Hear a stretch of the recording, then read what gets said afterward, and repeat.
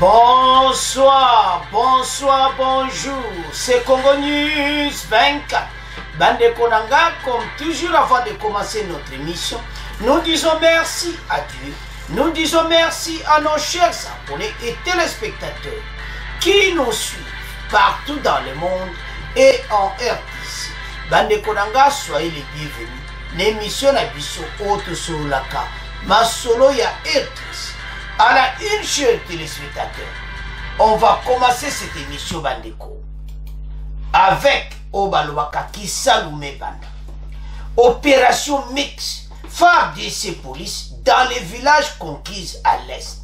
Bandeko, ce qui va lobby boyer, c'est-à-dire parce que au moins FARDC du village, n'a pas beaucoup de rebelles. Au moins le bureau a des failles à Bomimout. Alors, vous comprenez qu'il y a un changement d'autorité. Masolo Bandi. Alors, Bandi Kotos a la connecté par opération mixte. Masolo Kitoko. Deuxième point, chers téléspectateurs. Débat Bandi sur la guerre à l'Est. La situation de Bunagana, occupée depuis 120 jours, alors le comité Oyo, Bissonyoso, tout débattre. Tout yeba qu'est-ce qui se passe, Boko Yoka. Oyo invité Germain Kabinga, Yapesi Idenaye, Boko Yoka n'est pas contredire Baïda Kamere. Bamoni a Kamere et bena faux bakam. Alors, maintenant, ndenge ni biso, toko koma plus puissant, ce qui toza bomoko. Alors, tous à la connecter, peut te développer une émission. Alors, Bandeko, émission Nabiso et Bandi. Comme d'habitude, Yemsa Moninga Nyonso place à Zali. Et temps où Koki, pour se ensemble, pour la RDC et comme temps où Biso Nyonso à la connecter. Aux à la Facebook, la téléphone, WhatsApp, temps où Koki. Bandeko, on va commencer cette émission avec Opération Mix. FARDC na police nationale congolaise babandi opération mix na ba village nyonso conquise comme ça ba protéger population parce à chaque fois ba récupérer mboka oko ADF ya bomutu. Je crois bien clairement avec l'arrivée du nouveau chef d'état-major alors beza bongote so bobote limboka il faut batu bavanda wana tokoyoka na émission oyo ndemba me ako expliquer situation bande komboka na biso tozana ba défi ebele makambo ezebele tozoya na point suka boyoka débat boyoka makambo ebimi ya mawatro. Alors maintenant situation de Zanangwawa, et ça que opération est bandit. Totanga, to comprendre une opération mixte salama avec l'arrivée du nouveau chef d'état-major. On peut avancer l'émission là-dessus.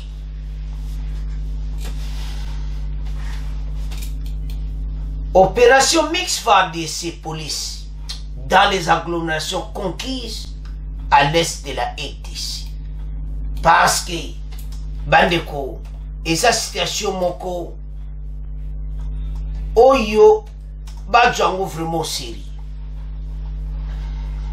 Le superviseur des opérations de maintien et de rétablissement de l'ordre public de la police du Grand Nord a annoncé ce lundi 10 octobre la nouvelle approche Yassika des opérations de la police.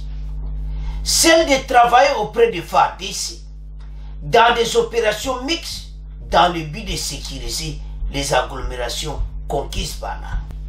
Parce que ça il y a un complot. Baboto le village Oyo, l'herbe koya, Oyo ko bango balamogo village wana ba yesu basal adefa ya bomi bato. Qu'est-ce qui se passe? Oh, ko de quoi mais bina bosi bo bengana ki bango na village wana. Comment bango ba ya lisusu ko sama bi? Yamoto Zolo Baki, changement ça. Cette annonce a été faite lors de la parade spécial de la police dans la ville de Beni. Nord Kivu après celle faite à Oesha à cette même fin. C'est une opération qui s'étend de Luna à Kanya-Banyonga dans la partie du Grand Nord de la province de Nord Kivu. Parce que na Beni, où ils ont ça la maison normalité, bazu village wana. Où yo kana même village wana quelques jours, les comme donjo kande, parce que ça moussa la bien te. Bon bote le village, mbamou bo déplacer. Non. Selon le superviseur des opérations de maintien et de rétablissement de l'ordre public, au Grand Nord, le commissaire supérieur principal Jean-Pierre Wumbila, la police travaillera désormais aux côtés de l'armée pour sécuriser la population dans toutes les zones et agglomérations conquises par les FARDC, partout où elle mène des opérations militaires contre les groupes armés dans tous les territoires de la province. Mais vous avez que ça la pona nemi. Et yeka kanaton yo pona nemi. Voilà la situation. J'ai parlé de la police de proximité. Comment est-ce que les policiers peuvent se comporter vis-à-vis de la population? Par rapport à ces menaces de l'ennemi, je pense que ce n'est pas une nouvelle approche de la police. Nous avons déjà commencé à travailler depuis 2018 sur cette approche-là. Mais, et salamate, tout le monde a kamamozo salama. Pourquoi vous avez une nouvelle approche? Maintenant, vous l'oubliez, je sais que la 2018 peut de ça. Non. Avançons. Alors, les derniers axes de sécuriser les agglomérations qui seront laissées par l'armée après avoir acquis l'agglomération, l'armée va aller en profondeur, laissant ces agglomérations entre les mains de la police. Police voyait avant na mboka. Mais pourquoi vous avez qu'on va la mais bazono baki l'opération n'a pu non. Arrête. Et ça la se passe. Alors, reconnaissant les menaces contre les éléments de la police par les diverses attaques contre le commissariat de police, surtout en territoire de Lubero. Le commissaire supérieur principal Jean-Pierre Wumbi a appelé ces éléments à la vigilance, les appelant dans le sens des responsabilités dans les travaux. Il a également appelé la police à travailler en franche collaboration avec la population afin de tenir hors d'état de nuire de tous les ennemis de la paix. Alors, sans plus tarder, Toyoka extrait Oyo. Bon, on continue mission à Bissou. À Beni, pendant ces temps, le superviseur du maintien et du rétablissement de l'ordre public de la police nationale au Grand Nord a annoncé ce lundi la nouvelle approche des opérations qui consiste à travailler en synergie avec l'armée afin de sécuriser les agglomérations conquises par les FARDC. Cette opération va de Luna à Kanya-Banyonga. Explication à Beni de Marc Marofimo. Cette annonce a été faite ce lundi lors de la parade spéciale de la police en ville de Beni, après celle faite à Oisha à cette même fin. Selon le superviseur des opérations de maintien et rétablissement de l'ordre public au Grand Nord, la police travaillera désormais aux côtés de l'armée pour sécuriser la population dans toutes les zones et agglomérations conquises par les FARDC, partout où elle mène des opérations militaires contre les groupes armés dans tous les territoires de la province. Le colonel Jean-Pierre Wumbi. J'ai parlé de la police de proximité. Comment est-ce que les policiers peuvent se comporter vis-à-vis de la population? Par rapport à ces menaces de l'ennemi, nous avons déjà commencé à travailler depuis 2018 dans cette approche-là. Et à la police, on nous a donné les derniers axes qui est de sécuriser les agglomérations qui seront laissées par l'armée. Après avoir acquis ces agglomérations, l'armée va aller en profondeur, laissant ces agglomérations entre les mains de la police. Reconnaissant les menaces contre les éléments de la police par des diverses attaques contre les commissariats de police, surtout en territoire de Lubero, le colonel Jean-Pierre Wumbi a appelé ces éléments à la vigilance en interpellant leur sens des responsabilités au travail. Il a également appelé la police à travailler en franche collaboration avec la population afin de tenir hors d'état de nuire tous les ennemis de la paix. Bandeko tolandi bisognos. Parfois ça fait mal. Base lobby bien que ba bandi approche asika. Ozomona après ba mo pe mi funde ko to kala to zai pe ko sala yangu. Me botika yepona. Chiwewe aina basi makama mwe bandi. bango soki FARDC abotoli village, il fallait bango police aye avandi. Mais pourquoi ça y kovanda te? Tolandi biso nyonso wana. Mais ça mawo. Bande ko ba faiblesse ebele ba ko be omoni za manque ya volonté. Et puis complicité au sein de l'armée. Il y a honte sur na point suka. Mboke kotambola boete. Bande ko boyoka na point suka ba finir avec ba Rwandais. Ba so bande ko moko bande ko. Ba ide ba yenango bokoyoka. Eza soma. Alors, maintenant approche mikolo nde basa babande opération mix, c'est-à-dire tant baba bota village wana police aye avandi na village wana bande ko. Et puis ils ont le courage de dire que na 2018 babanda ki ome botika ki pona nini. Osoma na mauvaise volonté. So comprendre bien. Mokonzi muso aye alobite bosana mieux bon oti. So botika village boki. Bino bosali force bobengani ba groupe armé na mboko ba oboma bato. Bobengani ADF. Mais après moto azate wa. Babia, ce n'est pas comme ça. Maintenant babando opération asika. Voilà comment les changements ça la kamakamba bien. Ceux qui baye ba botoli village wana. Police aye avani na village wana. C'est comme ça. Bandeko ba makamusu to mona ako. Et ça vraiment manque de volonté. Et puis complot. Tala comme peuple a koufi. Yango ça va preuve. Donc c'est-à-dire les bosseurs qui sont bamboka babot, c'est pour ça mais c'est passé avec le M23. Bango baboto li chanjo. Ou les bavanda wana ba tikiti M23 yi aboto li sous. Baboto. Nous avons subi des pertes en vie, mais pour ce basé ko salaire. Mais et c'est moi ça que va comprendre ba monnaie té. Toko continuer boité tikato ça. Bandeko armée na biso mawa. Bokoyo kana deuxième partie. Keza mawa. Boyo ko ba Congolais bazoloba. Ton pays mawa. Ba voisin ba mona biso na faiblesse moko. Mais toujours na point.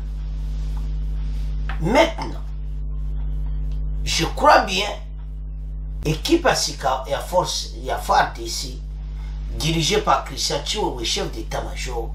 Bazoye la biso ba nouvelle à Kitoko. Odieza basi. Pourquoi bazoye ko salango batikaki? Pourquoi ba salango le soute? Et maintenant la opération Asika. Opération Asika bazwa basala yango. Voilà la situation. Bandeko, et ça très important.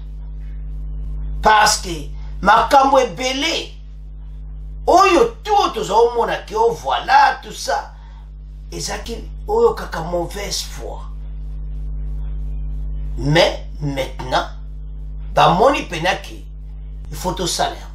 Alors, surtout comprendre et ça nouvelle approche. Et c'est ainsi qu'il y a les changements. Et même le corps de changement besoin à côté de la police. Na côté à la service de sécurité. Nous avons une émission passée. Donc, tout le monde qui change comme ça. Mais comme tu peux faire comme ça. Bande bomboka oyo, tout ça va venir à ma casse. Mais la complicité et tout ça, il y a au moins tout vivre ma kamoto à mon est. Mais il faut tout comme un soukana. Voilà l'approche à Sika. Ndeto landi wana bazokene mena opération mix. FARDC la police. Ce qui FARDC bundia gaeka mboka na la police ba vandi wana. Et c'est tout. Okomona ki munguna kimia ko yali susute. Et puis eso to gaya ngoma malembe peto gaya eso mobima. Bandeko wana zaki premier point. Tokomo tika una bino. Tokomo kende na deuxième point. bandeko point oyo et ça sur la guerre à l'est ndenge ni toko gagner guerre wana oh diplomatie EAC ba groupe régional ba lobiawa bandeko baena ba idée o musuto contredire na maloba wana bakoloba musuto kozwango toko débattre ensemble.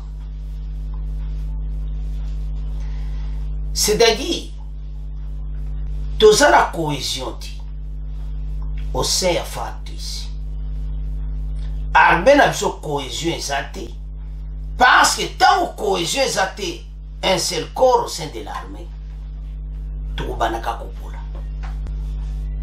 Alors, ndekoyo Germain, il y a le centre, il y a une idée yana. Et quand on a mis ça, entre-temps, caméra yaki na ba idée ne wana ya ba tutu ba bouya. Ba idée a caméra za ba faux ba idée. To silo sala ba masolo na batwane simba te mena to ana opération B. Mikolo e opéra A de ya to silo sala. Ba ta caméra boyo kabona de mission bo comprendre maluba wana eza faux débat. Vrai débat ne yango. To komi na opéra plan B ya fachi. Plan B wana maloba ndeko musu eke bien na plan B wana musu soupe to koyoka ya. C'est-à-dire la RDC tout ça na problème makasi na armée na biso. Ba voisin ba comprenant que tout ça un grand pays mais des hommes faibles. Bango baza ba petit pays mais des hommes forts. Et ça va momo clé oyo toujours qu'il n'a pas pourquoi. C'est pour cela qu'ils se sont emparés de Bunagana. Et dans le passé, ils sont emparés de Goma. Alors, Makamo Nyonso et Salama, c'est parce qu'il n'y a pas la cohésion au sein de l'armée. Ceux qui basabo moko, armée na biso ini, et ça bien, n'est quoi lobby? Bonjour, bango nyonso na armée bakene na retraite. Kuna na retraite ba triage avec baye baba si ça problème ba tuti oyo. Mbande ko musuba lui pene ba pays musu pesa ba étranger peut baza na kati armée. Mais ce n'est pas comme chez nous, je m'excuse. Ce n'est pas. Chez nous, ils ont occupé des postes, il y a des généraux, des grades, des colonels, des grades à ma case. C'est ça le problème. Bande comme ça jusqu'à ce que quoi on l'a que maintenant bateau yo Kabila qui n'a pas tout balungwa akini. Makabaza minene a. Alors, tant boko yo kato kenango male. Avant de avancer, to yo kanano. Germain Kapinga, bongo, to continuer mission à Bissou. Oya Zoloba, c'est la cohésion nationale. Germain Kapinga, un pays en guerre ne peut pas finir cette guerre si son corps social est divisé. Dans un plan de salut national publié récemment, les regroupements politiques, les centres les fait des propositions pour mettre fin à l'insécurité à l'Est. Les centres pensent qu'il faut renforcer la cohésion nationale, organiser les états généraux des services de sécurité, mettre à contribution tous les militaires haut gradés, même en retraite, prendre une résolution définitive sur la question de Tutsi. Mais, oya kamere, baboyango, balinko yoka atamu kete, maloba oya kamere, barejetango nyonso en bloc. Babi oya kamere eza faux débat, eza faux masolo, alors, bamonete, makamu oyo ya kamere, eza faux débat.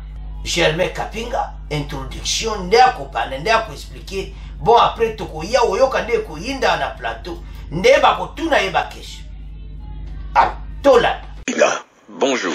très heureux de vous retrouver après 10 ans, en tout cas dans le même studio et dans les cadres de cette même émission. C'est un plaisir. Alors nous rappelons que vous êtes l'ancien ministre de l'Industrie et aujourd'hui président du regroupement politique Le Centre. Oui, tout à fait. Voilà, merci de la confiance que vous avez témoignée vis-à-vis de notre invitation. Mais d'entrée des jeux, vous venez de faire des propositions. Pensez-vous que c'est des propositions idoines qui pouvaient amener à la solution définitive? Écoutez, nous sommes un regroupement politique, nous avons vocation à participer au débat public et le débat de notre point de vue qui a le plus d'importance aujourd'hui, c'est la situation sécuritaire de notre pays et la forte menace de balkanisation dans sa partie orientale. Donc il était tout à fait normal, de par l'expérience institutionnelle et politique que nous avons, d'apporter notre contribution. Donc le rôle qui est le nôtre, puisque nous ne sommes pas dans les institutions, il est celui-là. C'est un rôle citoyen, un rôle patriotique, et c'est ainsi que devrait se structurer le débat national en termes de propositions pour accompagner l'action du gouvernement, notamment dans ce domaine précis qu'est la sécurité. Parce que lorsqu'on parle de sécurité, lorsqu'on parle de frontières, lorsqu'on parle de la paix, en réalité, il faut que nous ayons un esprit de dépassement, savoir transcender les clivages politiques et ne mettre en avant que l'intérêt supérieur de la nation. Alors vous avez dissocié dans votre plan dit de salut national des actions globales ainsi que des actions impératives. Est-ce que pouvez-vous nous faire une idée très claire là-dessus? Écoutez, lorsque nous disons des actions globales, c'est une manière de dire des prérequis. Nous avons par exemple parlé de la nécessité d'un renforcement de la cohésion nationale et de la nécessité pour le président de la République, dont c'est le serment constitutionnel, de tendre la main à toutes les oppositions pour que, tel un corps, la République démocratique du Congo puisse affronter cette situation unie. Ça veut dire quoi? Ça veut simplement dire que c'est une question de bon sens. Un pays en guerre ne peut pas gagner cette guerre si son corps social est divisé. Nous vivons dans un pays où les aspérités n'ont jamais été aussi aiguisées. Tribalisme, division partisane, démocratie partitive. Les Congolais sont arrivés à un niveau de division tel que il faut faire attention. Nous avons nous-mêmes planté par cette espèce d'obscénité démocratique ambiante, une espèce, disons, tous les germes de tout ce qui pourrait constituer une guerre civile. Et dans un tel climat, nous ne pouvons pas gagner une guerre. Nous ne pouvons pas gagner une guerre si nous ne sommes pas unis. Quel est le message que nous envoyons aux hommes de troupes sur terrain, lorsqu'ils sont sur Internet, lorsqu'ils suivent les médias, eux qui doivent donner leur vie pour que l'intégrité du territoire soit assurée et pour que le Congo soit protégé? Ils se disent simplement que la cause n'est pas suffisamment importante, puisque ceux qui sont supposés être nos leaders considèrent cela comme périphérique et préfèrent se donner à des joutes oratoires narcissiques. Est-ce qu'aujourd'hui c'est opportun de parler encore de cohésion nationale dès lors qu'on sait, il y a des voix qui se sont levées du côté de l'opposition bien avant, parce que nous sommes à une année électorale. Il ne faudrait pas que ce soit un cycle, un continuum pratiquement des actions qui sont similaires. Chaque fois, à une année d'élection, on réclame la cohésion, on réclame le consensus, et pourtant une branche de l'opposition réclamait déjà ce dialogue. Pour ne pas citer Martin Fayulu qui a parlé des plans de sortie en son temps et qui réclamait déjà les dialogues pour l'unité nationale. Mais vous dites que nous sommes à une année des élections.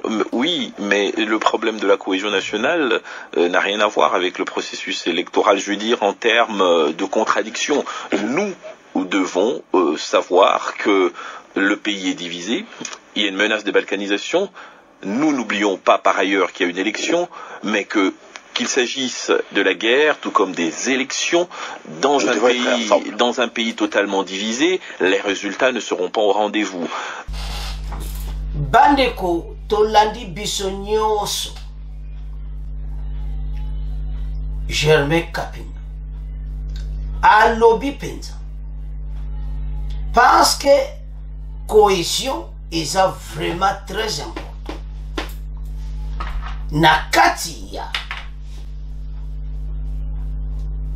arme bapoliticien batanga na makambo élection mais toujours na mutolo bananu ye moko fatisi totangi alobi ke bato wana nyonso bakende bavanda na bango les états généraux batia bomi na retraite bozosolola bovandi bosolola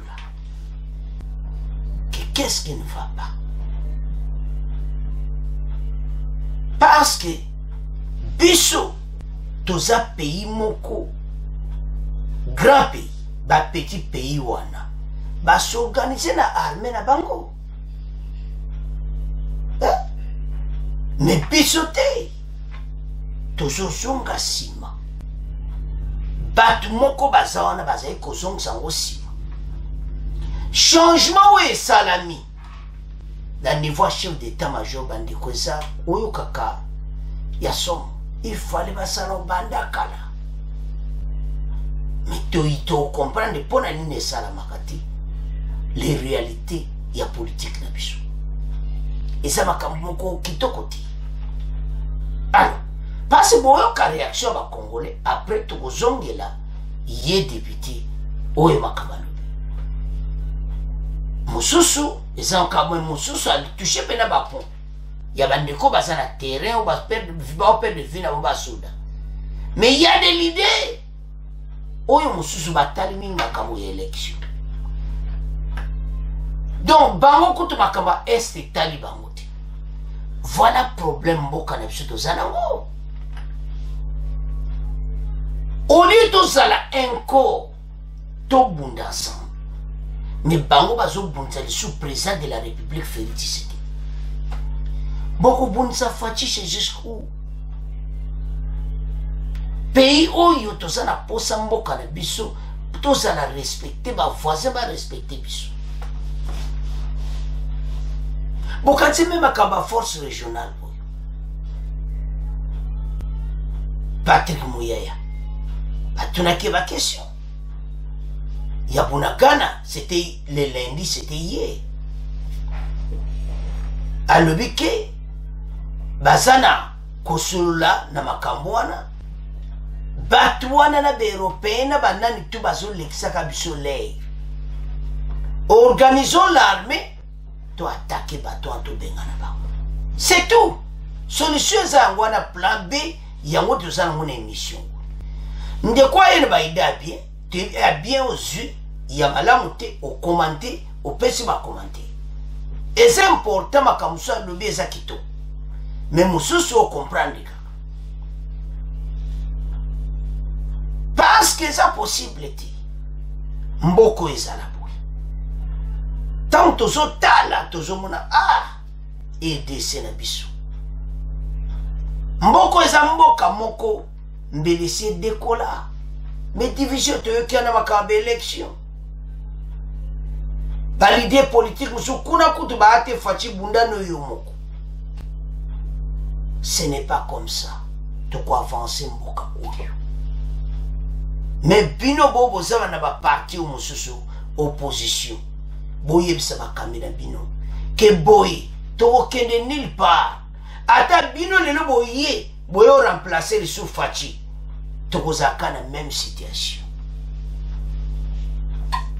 ezosenga changement de cœur unité cohésion nationale ndenge député oyo ayena oui eza na makambo soza toza d'accord na ye mais mosusu eza quand même important tozala un seul corps pour makambo ya est et avancer mais avec cette division ce n'est pas comme ça to longa gay. Et surtout que FARDC banoko comment organiser mais baliter p to mekapé ko changer tamuki to leka to yoka pe les susu bande ko makambo ko yoka na émission il faut changer moi makambo be na mboka avance. J'ai le schéma de Vital Kamerhe, un dialogue avec les pays étrangers. Bon, je n'ai pas lu après sa tournée, il a déclaré le plan il faut parler franc avec le Rwanda, le Burundi, l'Ouganda et une partie de la population n'acceptait pas ça. Je n'ai pas lu le plan de M. Vital Kamerhe. J'ai pu comme tout le monde, entendre dire qu'il souhaitait effectivement qu'il y ait un dialogue franc entre les différentes nations. Ceci, de mon point de vue, ne peut pas être considéré comme une mauvaise chose. Néanmoins, cela n'est pas non plus la solution. En réalité, ça fait partie des ingrédients sur un éventail d'actions à mener pour nous conduire vers l'objectif à atteindre. Mais c'est le Congo. C'est la nation congolaise. Les états généraux des services de sécurité. C'est la nation congolaise, dans son organisation en tant que société, doit pouvoir se dire, dorénavant, la sécurité de la partie est du pays ne doit plus être considérée à la périphérie de nos préoccupations en tant que société. C'est ça, d'abord, qu'il faut pouvoir réussir à faire. Aujourd'hui, à Kinshasa, au Congo central, à l'Équateur et un peu partout, nous suivons avec une espèce d'apathie, presque, le drame de nos confrères, de nos compatriotes de l'Est du pays. De notre point de vue, c'est le point de vue du centre, pour la question de Bunagana, pour la question de la sécurité de l'Est, nous devons faire en sorte que cette nation s'arrête un moment pour être en cohésion et pour réorienter son organisation en tant que nation vers la résolution de cet objectif. Ça veut dire $1 milliard minimum dans notre budget pour la question de l'Est, pour que les services de sécurité soient mieux outillés, pour que notre armée puisse être mieux formée, recruter de nouvelles unités, avoir du matériel adapté à la problématique et surtout faire en sorte qu'avec des moyens importants, le contre-espionnage puisse nous mettre à l'abri de cette gangrène qu'on appelle l'infiltration, qui a été un handicap fondamental. Donc, oui, il faut parler avec les voisins parce que... mais ce n'est pas une solution, c'est une des solutions. Non, c'est pas une solution, c'est un ingrédient. C'est un ingrédient qui doit accompagner un processus plus important, parce qu'il faut savoir qu'en termes de diplomatie, c'est toujours une question de rapport. Bandeko Tolandi Germain Kambinga Amérique expliqué peu le sous dossier à Kamere. Tolobaï déjà qu'il y a Kamere et à faux débat. Beaucoup yo kale to tirer binoba. Peuple parce que toi y a une réaction à peuple. Toyo qui est nyon soane ya silisi mena tozo ya ce qu'on a réaction. Bandeko réaction zangu. Alors Awa alobi très bien d'organiser l'armée, tout ça, parce que c'est au Tali Tchad. Tchad n'a petit moment kaka Tchad ba komi makasi. Bandeko Tchad ba so ba avion de chasse, ba s'organiser bandeko. Mwana yise na bia s'organiser na ndenge mokete. Atangi pe Angola et tout ça donc biloko wana nyonso. Biso foto koma ndenge wana. Et ça quand mbala moko te. Mais babani loi programmation militaire au bako somba équipement bako pesa budget $1 milliard. Ba somba tia ba biloko belé pona ba avion ba biloko belé pona mboka. Donc c'est ça. Alors, situation tout ça nango pour le moment. Et ça on côté état généraux tout ça. Parce que to yoka réaction ça bina matata. Alors, maintenant ndenge tolandi sikoyo député oyo alobi makambo moko abia motuya mosusu toza biso d'accord te makambo mosusu tozwa ngo oyo eza important eza nini basassoir armée qu'est-ce qui ne va pas bayeba kosala l'état généraux ya armée ebele basivivre eza important parce que soko tali armée na biso façon koza armée koza boite ya ono regrette bato ba caméra okende na es makamba lobi donc ayi azolo baketo yo kanana no fo makambo déjà boyoki pe ya lobi keza solution te makamba caméra to si do sala masolo déjà la bato wana ayele biso sous makambo wana te alors maintenant eloko est important et d'ici babongisa armée bato tuwana oyakala oyo to bazawana balongola bango batia bato mosusu arme oyo eza arme moko ya makasi tomoni kaka mwa exemple nde bachange arme à la tête bakende tina sese batala lisusu soki baza te mais j'en suis sûr ezocontinue toyebi ke arme déjà makambo eza nango bien alors maintenant eloko ezosenga nini banetiwo bapese bibundili bapese provision parce que arme na biso toza na biloko ya makasi te neti oyo bavoisin baza nango bango baza na avion de chasse mele mosu ya kala biso tokosomba modele oyo ya sika moma oyo toza nango tolandi ndeko depute alobi la RDC eza oyo mokili bazotala dans 10 ans siko richesse oyo toza nango tomona mosika bavoisin baza koanvie baresource na biso tolandi wana alobi baloba moko kitoko mais comme eta bakongole batelema toganye mboka oyo bandeko parce que tokende émission malembe bokoyoka o réaction bakongole wana toyoki invité Germain Kabinga ye alobi azalaki na industrie boyebi na gouvernement donc ye ayebi mpe oyo alobi ayebi ndenge mboko mpe etambolaki mene loniwe ekosalama pour le moment ekomi temps oyo biso nyonso tozala ensemble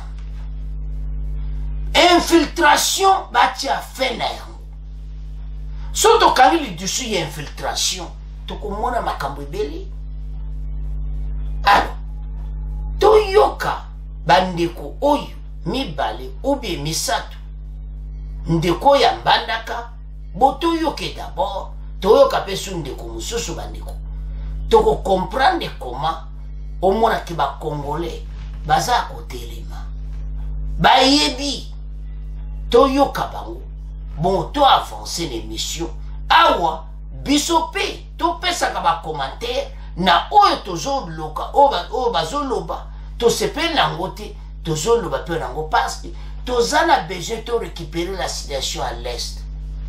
Il n'y a plus de masolo. Alors, toyoka bandeko oyo bongo to avancer l'émission na biso. Parce que so taliwana awa so ozomona na sa Patrick Mouyaya,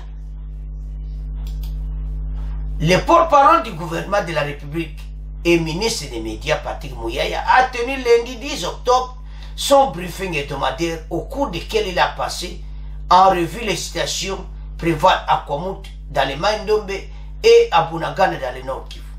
Dans ses explications devant la presse, Patrick Mouyaya a fait savoir que pour la situation de Bunagana occupée par les M23 depuis 120 jours, le gouvernement de la République démocratique du Congo préconise l'axe diplomatique pour récupérer cette cité du territoire de Rutshuru qui a une grande importance stratégique commerciale. À l'en croire, le gouvernement de Samalukonde est soucieux de la population ne peut pas enregistrer des pertes en vie humaine et de déplacements de cette dernière dans cette partie de province du pays. Yango prometto yoki Germain Kabinga alobi ke soki biso de botoli Bunagana wana rapide. Ba voisin musupe baloba bateau le comme avant na Bunagana biso pe to récupérer Uganda pe a récupérer oyo Burundi pe a toko comme devant un problème. Il est temps to agir dans la cohésion nationale to bengana batu oyo. Alors sans plus tarder to yoka bandeko oyo bongo to continuer mission na biso parce que ça somo bandeko na ngai bakoloba pe na oyo kaka kosakana te. Alors to yoka réaction à peuple. Maître Edmond Mbokolo, vous êtes avec nous depuis Kinshasa, je ne sais pas, Mbandaka ou Kinshasa? Bonjour, monsieur Pierre, je suis présentement à Mbandaka pour quelques jours et rentré à Kinshasa. Voilà, vous avez la parole. Quelle est votre réaction après avoir écouté notre invité? Oui, monsieur Pierre, la question sur la sécurité, je pense que c'est une question intéressante, et surtout pour l'Est du pays. Bon, moi je pense que d'une manière ou d'une autre, les différentes propositions faites par Germain Kambinga, même par Vital Kamerhe, ce sont des propositions qui ne sont pas mauvaises, comme lui-même au plateau l'a reconnu. Je pense que la première question ici, vous avez même suivi le ministre des Affaires étrangères, nous il avait dit que la question de la sécurité du pays n'est pas tellement une question internationale, qui doit impliquer la communauté internationale par exemple, ou aller négocier à l'extérieur.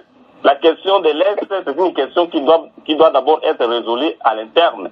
Et vous avez suivi les années précédentes, même le président de l'Assemblée nationale avait dénoncé qu'il y a des citoyens congolais qui sont ardemment, qui sont vraiment impliqués au fond dans ces conflits qui alimentent, il faut m'emprunter les termes, qui alimentent les conflits. Donc le problème dans l'insécurité de l'Est, c'est le pouvoir. Et vous avez vu qu'à chaque fois que le 23 s'élevait... Mais Maître Edmond, la grande question, s'il y a complicité en interne, c'est qu'on a des preuves de l'implication des uns et des autres. Pourquoi ne pas les sanctionner ou mettre à la disposition de la justice toutes ces personnes-là? Non, mais c'est cher. On ne peut pas mettre ces personnes, on ne peut pas les renvoyer en justice. Ce sont des personnes qui coopèrent étroitement avec le pouvoir. Ce sont des personnes qui sont au pouvoir, ce sont des personnalités politiques qui sont députés, ministres, qui sont sénateurs. Ça pose un problème, ce sont des personnes qui constituent la majorité que vous venez d'évoquer tout à l'heure. Donc on ne saura pas les attaquer. Je pense que la première des choses, comme l'invité l'a dit, d'abord la question de la cohésion nationale. Le problème de l'insécurité ne peut être résolu que si nous, tous, les Congolais, nous mettons ensemble pour pouvoir riposter à ce genre d'attaque. Et en deuxième lieu, par rapport à la position de Vital Kamerhe, négocier avec l'Ouganda, avec le Rwanda et consorts, je pense que moi, vraiment totalement, je suis contre ça. Vous vous opposez. Merci beaucoup, Maître Edmond. Alors, on va prendre Jean-Baptiste Eleni, qui est à Kisangani. Jean-Baptiste, bonjour, et bienvenue à la parole aux auditeurs. Merci beaucoup, merci monsieur Juer. En fait, je suis partiellement d'accord avec la proposition de ces regroupements politiques. Je suis partiellement, pour ne pas dire totalement d'accord en fait. Puis d'accord avec eux quand ils évoquent, ils proposent qu'il y ait une organisation des états généraux pour des services de sécurité. Sécurité. Effectivement, ici, je crois même que l'objectif même de ces états généraux devrait en tout cas être comment réformer une armée qui est capable de défendre son intégrité territoriale, parce que c'est exactement ça la priorité actuellement pour mettre fin à la situation de l'Est. Alors, parler de la cohésion nationale, moi je pense que c'est pas vraiment une priorité pour l'instant, parce que vous vous rappelez qu'à M23 était en affrontement avec le groupe rebelle, on a vu, il y avait une expression de l'unité. On a vu à travers les réseaux sociaux, on a vu comment le peuple congolais était uni. On a même vu de femmes... Donc vous estimez que la cohésion nationale n'est pas une raison qui tient la route. Merci beaucoup. Jean-Baptiste. S'il vous plaît. Oui, allez-y rapidement, parce qu'on n'a pas... À ce temps, il y a beaucoup de gens qui appellent. Une minute. Alors, en fait, il a notamment évoqué aussi la question de résolution des problèmes des Tutsis. Je pense qu'il faut bien définir la nature de notre problème. Nous avons des problèmes à faire avec le rebelle et non pas avec les Tutsis. Les Tutsis n'égalent pas les rebelles. Ici, nous avons affaire avec le rebelle de M23. C'est très bien défini, qui occupe effectivement Bunagana et soutenu par le Rwanda. Et là, je reviens effectivement sur la proposition de Vital Kamerhe. Je pense que Vital Kamerhe ne doit pas quand même nous lasser dans un cercle vicieux. Le dialogue, on en a déjà fait. Le président était en dialogue avec son homologue du Rwanda sous l'auspice de Rwanda congolais. C'était de Luanda, de l'Angola, effectivement. C'était quoi la résolution? On n'a même pas eu une suite favorable à ça. Donc je pense que l'air... Donc il faut vous estimer comme les autres qu'il va falloir qu'on publie la résolution qui a été prise lors de la rencontre de l'Angola. Merci beaucoup Jean-Baptiste. Alors on va prendre Docteur Michel. Docteur Michel. Oui, bonjour très cher Radio Capu. Je vous appelle à partir du territoire du province du Sud Kivu. J'ai tout écouté le sujet du jour, vraiment c'est un élément important. Et je soutiens l'initiative du regroupement des centres et un peu je soutiens la proposition de l'honorable Vital Kamerhe. Mais ce que moi j'avais comme proposition, d'abord pour la guerre à l'Est n'est rien autre que c'est lié au minéraux, n'est rien autre que ça. Ce que moi je pourrais proposer au gouvernement, c'est quoi? C'est juste asseoir l'autorité. On doit contrôler notre armée. On doit voir qu'est-ce qui nous apporte. Parce qu'il y a beaucoup de difficultés. Demandez-nous, nous qui vivons à l'Est, nous connaissons la réalité des choses. Comment les minéraux sont trafiqués nuit et jour. Et ce qui est à la base de toutes ces guerres, loin de là, à part là, il faut que l'autorité soit assise. Moi, j'invite le président de la République à aller passer même 3 mois au Nord Kivu pour voir ce qui se passe. Aujourd'hui, l'état de siège a beaucoup de choses à raconter. Il y a une mer à boire dans l'affaire de l'Est. Autre chose, c'est quoi? La RDC est caractérisée par l'inégalité sociale. Comment expliquer un député peut toucher 21 000 $ pendant qu'un policier, un militaire, touche moins de 100 $? C'est normal. Ça aussi, ça peut susciter des révoltes et des rébellions. À part cela, le dialogue, oui, c'est bon, mais c'est pas le Rwandais qui nous agresse, nous, le Rwanda. Parce que si on dialogue avec eux, ils vont nous imposer un cahier de charge. Ils ont de notre diplomatie. Il y a Jacob Betando. Bande kotolani ndeko wana pe ambandaka et motolandi. Bande ko ça vraiment très important la cohésion nationale. Donc, et ça le moment où biso bazal ensemble les états généraux et ça n'ont pas bêté. Bavanda, ba raisonner et loko nini pena parce que tu es mené à sa tête. Bavanda sanan bango nyonso wana ba officier. Ngala la nachiwe wazolo wana garde républicaine. Que problème est ça bango bazana pointé ça ne bino ba officier. Parce que ce sont les officiers qui sont sortis poto na kati armée. Alors, bavanda sa bango. Ba arranger masola batwana. Mboka oyo ko continuer boyete. Pays oyo il faut être élément. Bolandi bande ko bena réseaux sociaux les rato ne magera punakana que bende le koyate ba le peuple a derrière la majorité même quelques bateaux na mususu bandoki a Congo bazana bango mingité la majorité baza derrière farti c'est bende le koyate mais le problème qui est là la cohésion autozoluka toloba ngo chef de mission bande ke bele bayoka nde toloba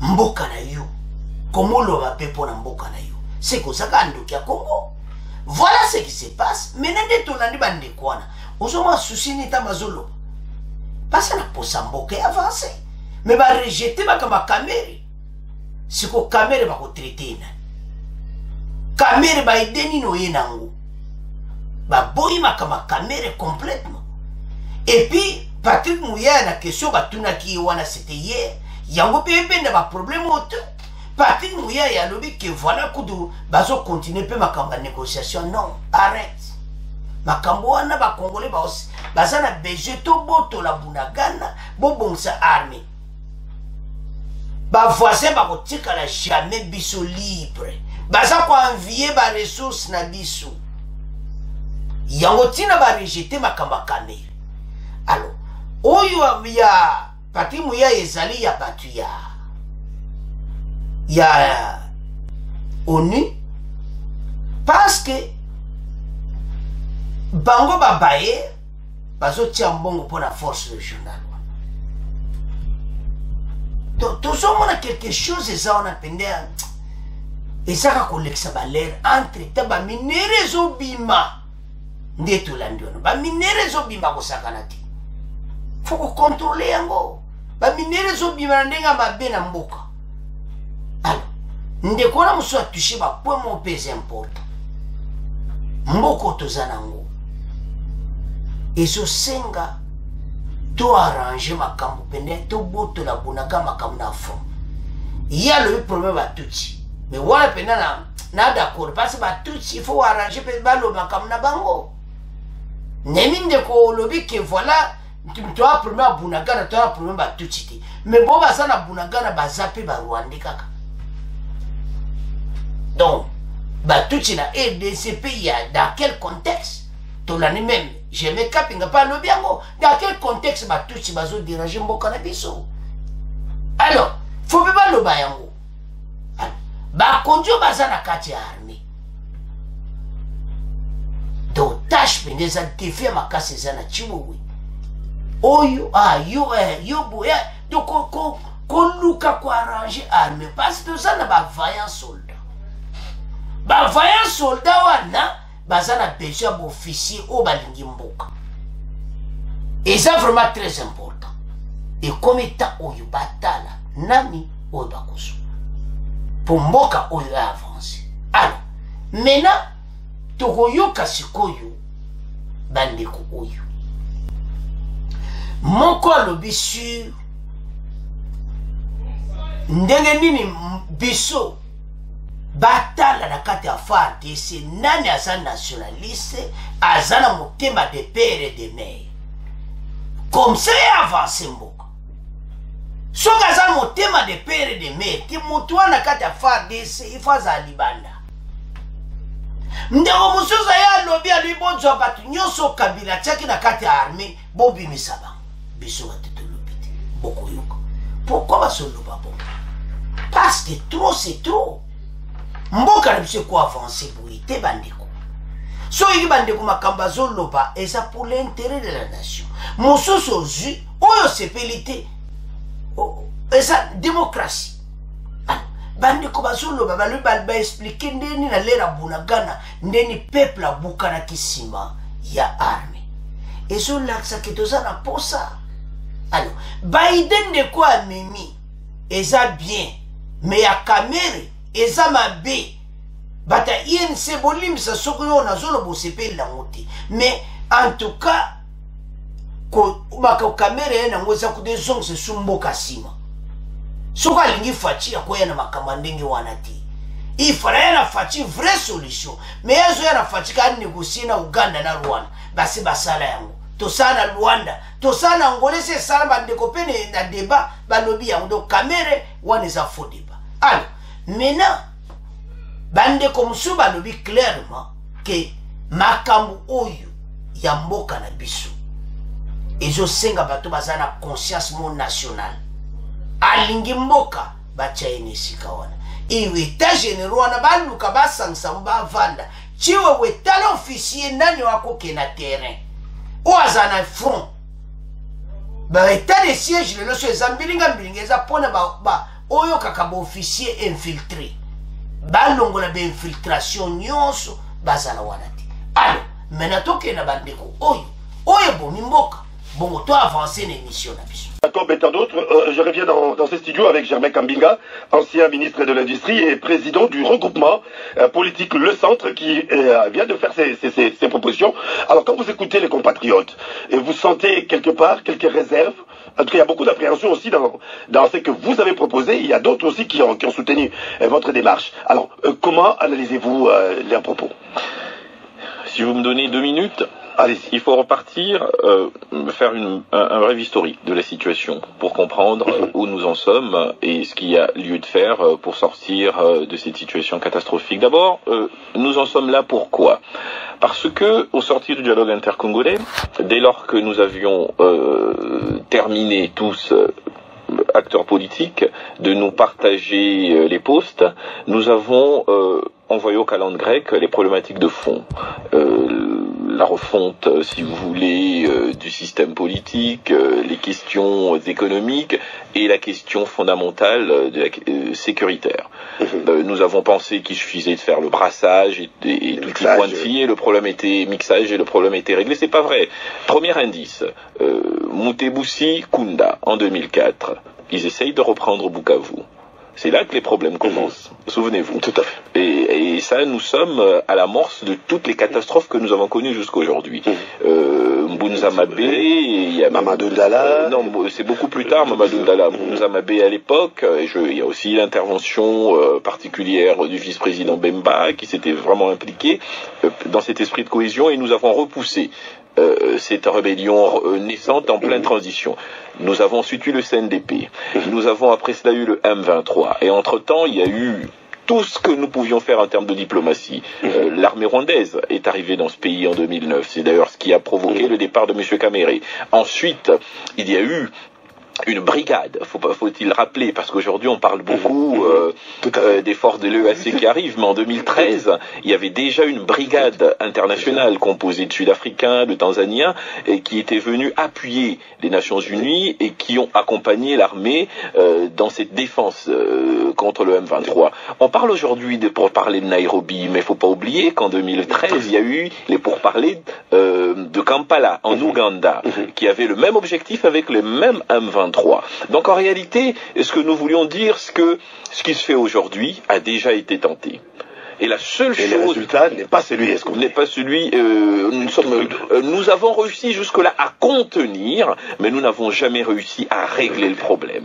Donc aujourd'hui, lorsque nous disons qu'il est essentiel, d'abord, que la nation congolaise mette en priorité la question de la résolution de la problématique de la sécurité à l'Est, c'est pour dire que nous avons essayé le saupoudrage, nous avons essayé toutes les méthodes palliatives. Aujourd'hui, il faut une méthode curative. Ça passe par une armée forte, par des services de sécurité modernisés qui sont au diapason des problématiques économiques. Mais une armée forte se construit sur une durée. C'est pas d'un coup de bâton magique. Nous avons les bases pour cela. Nous avons une armée qui existe, qui a besoin de formation, qui a besoin de moyens.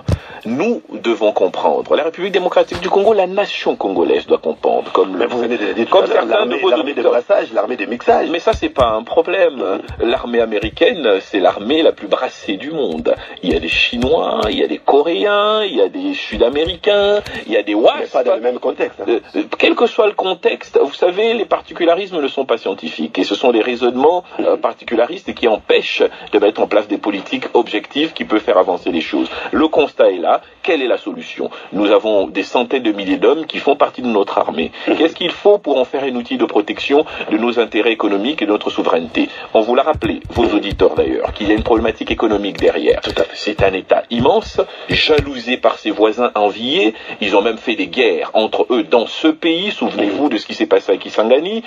Tout ça parce qu'ils ont toujours eu la conviction que ce sont des petites nations avec de grands hommes, eux, et nous sommes une grande nation avec des petits hommes. Cela, il faut le changer. Il faut donner des moyens à nos services de sécurité, à notre armée, des moyens colossaux à la dimension de notre budget. On nous dit que notre budget sera de 14 milliards. C'est pourquoi vous proposez 1 milliard c'est très important. Pour cette question de l'Est. Il ne faut pas oublier que le Congo, c'est l'Arabie Saoudite de demain. La guerre de l'eau est devant nous.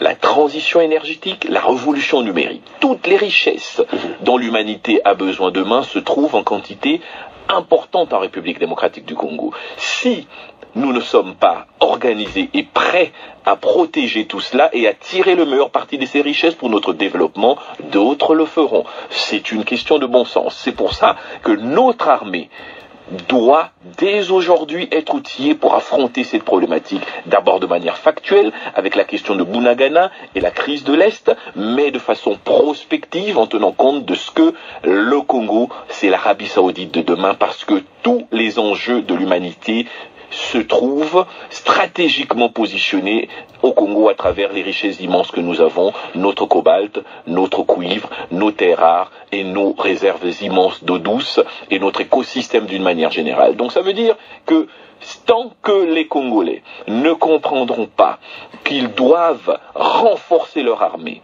renforcer leurs services de sécurité, nous allons continuer à subir les assauts de nos voisins. Et la question de Bunagana est très importante. Pourquoi? Parce que si nous laissons cela, d'autres voisins vont considérer qu'ils ont aussi le droit de procéder à ces branchements frauduleux sur les richesses de la République démocratique du Congo. Écoutez, Jiba, Jacob et Amos. Jacob, vous êtes à Kindu. Bonjour, Jacob. Bonjour, cher ami JR. Bonjour aussi à son excellence Kambinga et à tous les amis compatriotes. Vous avez la parole. Quel est votre avis?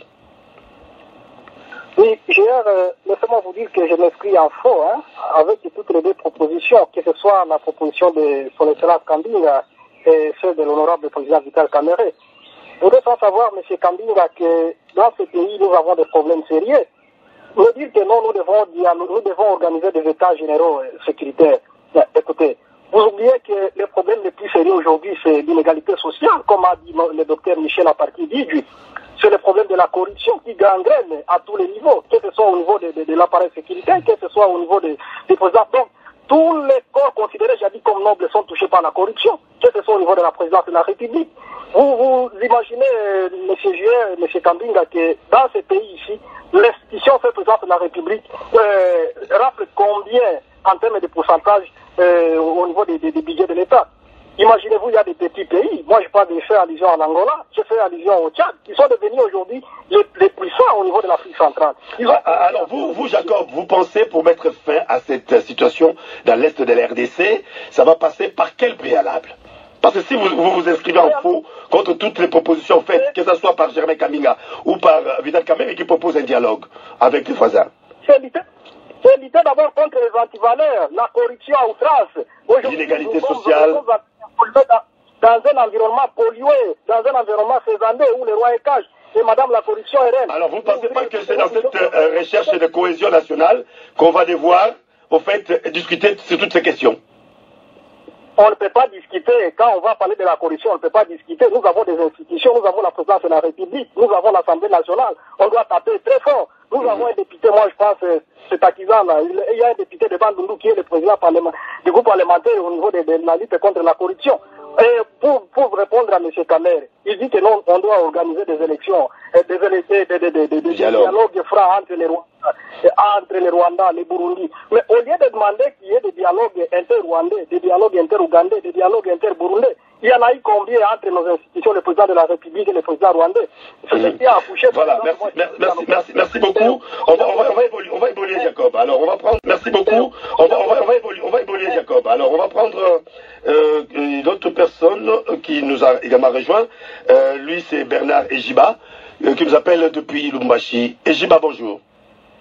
Bonjour, bonjour à l'invité et aux auditeurs. Vous avez la parole. Quelle est votre contribution? Oui, ma contribution, je crois que je ne partage pas l'avis de Vital Kamerhe et je partage partiellement l'avis de Germain Kambinga. Oui, pourquoi? Parce que nous savons que nos pays voisins cherchent leurs intérêts. Ils ne peuvent pas privilégier notre sécurité par rapport à leurs intérêts.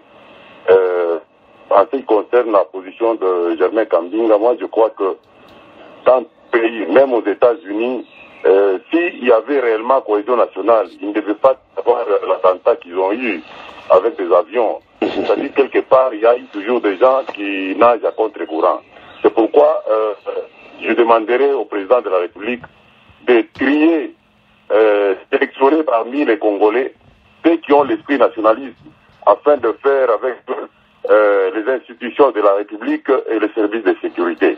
Je crois que c'est sur ce point nous aurons à partir d'une nation. Parce que si nous regardons, même en Afrique du Sud, il y a l'incapacité qui luttait contre l'ANC. Or, tous souffraient des mêmes causes. Alors, c'est pourquoi je demanderai à ce qu'on puisse seulement sélectionner les bons éléments et faire avec eux les services de sécurité. Merci beaucoup, Ejiba. Bandeko Tolandi Ndekoana Oelbusu. Bami bali. Moko alubi en tout cas za dako. O mususu albusu za dako tena Kamerhe na Kambinga. Ya alubi problème les années corruption. Bandeko atosu makambo bazolo ba mususu eza pena bien. Alubi corruption eza partout. Ce qui m'a balayé corruption wana nyonso. Nde wana solution à makambo ebeli. Wana ezali opinion ya ndeko na biso. Toyebe ke mandeko Kambinga makambo alobaki eza mwa bien. Ozomona, mais yi opinion na moni ke bango mibale ada kote po ya muka corruption. Bon, ndeko mususu yi alobi ke en tout cas, ou à Lubumbashi, si je ne me trompe pas, yi alobi que aza contre Kamerhe totalement, ou à Kamerhe on a faux débat, aza pour ndeko oyo, pour la situation yamboka. Et zo senga to bongsa armé très bien. Bandeko, makamwe lobami aso bolandi. Exemple ezaka moko typique. Bosana kutangola. Le Tchad. baza na baresurse biso to nango te baza na bomengo biso za nango te yango bo bavande na pouvoir pendant 20 ans yango badétruire mboka bokoyoka ndeko asuka makambo alobi bokopesa ndeko wana raison RDC et vivre ba moment moko difficile ezosala pena propriété bandeko na ngai pays oyo ekovivre makambo oyo te pasi toza na baresource eza mawa ndeko wana lobi eza important aza d'accord parce que Germain Kabingi ya lobi boye ke na kati ya armée na biso base cohésion eza te ezosenga chiwewe ndenge aye avandisa mome na baétat généraux bavanda bayeba bato wana nyonso on a nettoyé oui est-ce que na bacolonel wana bato mosusu baza na front koyeba bango bien mais j'en suis sûr makambo député alobi déjà ezosalama nango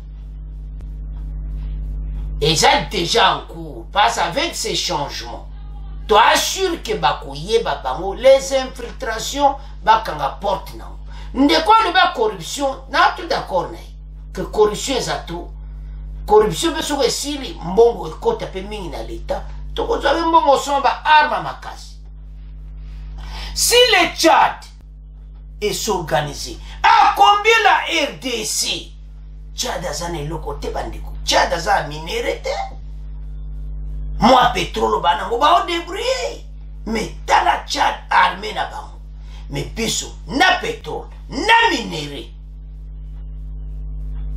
oui toujours comprendre bambongo ebele kende na baposha bato gouvernement sikoyo azosala effort mais lo tosenga na gouvernement priorité na armée émission oyo eye na ta moko ya bien débat oyo bandeko ya radio ya Kinshasa merci félicitations na mosala kitoko boosala débat eye na ta bien po mboka oyo ekozala boye te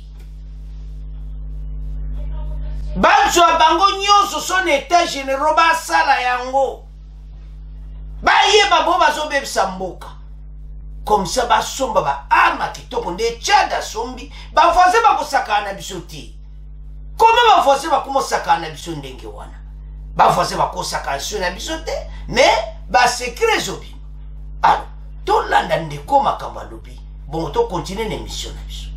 Voilà, pour moi, je pense que pour mettre fin à ces problèmes de l'Est, il faut changer le système qui a été instauré depuis l'avènement de Kabila. Il faut que tout le monde parte, tout le monde qui travaille avec eux ici, actuellement parte, parce que c'est le même système qui, et puis cette guerre-là a un objectif. Peut-être un objectif, c'est de nous faire croire que le pouvoir est là-bas, à tout moment on peut remettre en cause la démocratie. Voilà, et nous vous rappelons que... Bandeko, ça chauffe et indi. Alors, une solution pour guerre à l'Est ici, là. Bozwa batu nyonso a Kabila bakende biso batu tolobi te toyoki wana ese ndeko wana aza en raison ou bien aza en raison te parce que mboka batu wana nyonso oyo ex-président tika bazosala mosala peut-être bien te c'est ça. Ndeko wana peut avoir raison. Oui, bango nyonso te oyo atika baza mabe bamosusu mpe ya bien baza mais batala oyo ya bien oyo ya mabe pasi ndeko alobi kaka bango nyonso non ndeko ya bongo te chiwewe atala oyo aza bien aza na kati ya arme bandeko nous avons un problème. Pays et pas ewuti ezosenga bakongolais ndenge debo eye tozala bomoko EDC tokozwa ba victoire en victoire bakambi oyo nyonso ya politicien oyo bazodivize mboka botika bozala besoin élection 2023 po problème epara biso tozowela élection que l'intégrité ya territoire ya mboka na biso au lieu que ah non bandeko ba pays mosusu baza bien na Afrique baye pena je donne un exemple Katumbi Fayulu bakoya bango nyonso bakamere batona tu bazotiaka makelele baye bavandi bosololi mpo na mboka me bango soki baye probleme yango ezaka nini bakabola baposte bazoya te pour l'intérêt ya pays bakoya mpo ye mpe bapese poste na ye alors que cohésion nationale ekozala te balobi mpo togaye guerre il faut tozala bomoko point moko très important oyo ndeko député alobaki peut-être bolandaki makambo eza te kaka bavoisin na bandeko batuni baquestion balobi ezaka international te bainternational bozomona baza mpe na baintere na bango union européenne l'occident baza baintere na bango mais totana biso moko à l'intérieur du pays eza mawa oyoki chef de l'état na mawa na oyo ezoleka mais il a la solution le changement na kati ya armée komia makambo ya kitoko epuis débat oyo mpe bopartage ekoyede mpe bandeko ebele ekosunga mpe makambo ebele oyo na mboka eza koavanse te pays na biso ekoavanse boye te pays na biso ezosenga ete bato balinga mboka yo ndeko congolais place ozali tala oyo ozoloba mpo na mboka na yo to avanse mboka oyo tolonga monguna oyo atelemeli biso dans la cohésion tokovaincre ndenge ndeko député ayeli biso na kati ya débat tokovaincre bitumba oyo ya est me na kokabwana eza mawa to mais avec armée équipe oyo esika tozomona ke ya la lumière toyebi bien moto batie na chef d'état-major alingi mboka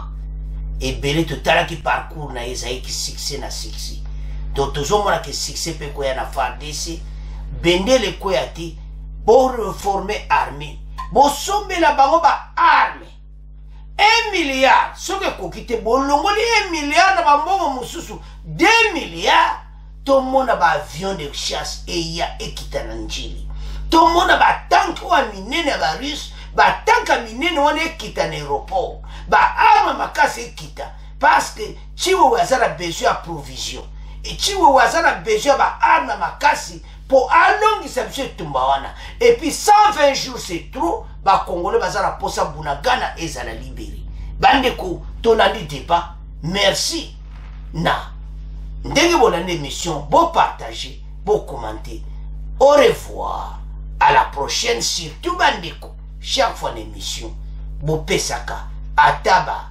like wana boyeme émission ekosala kitoko au revoir à la prochaine.